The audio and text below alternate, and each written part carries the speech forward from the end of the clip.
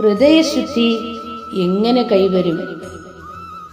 എന്നെ ഗുണവാനാക്കി തീർക്കണമേ എന്ന് പ്രാർത്ഥിക്കുക. അങ്ങനെ ദോഷം നീക്കി ഗുണത്തിൽ വളർത്തും. ആത്മജ്ഞാനമാകുന്ന ദൈവതത്വം ഹൃദയസ്ഥിതമാക്കിയാൽ ഹൃദയശുദ്ധി കൈവരും.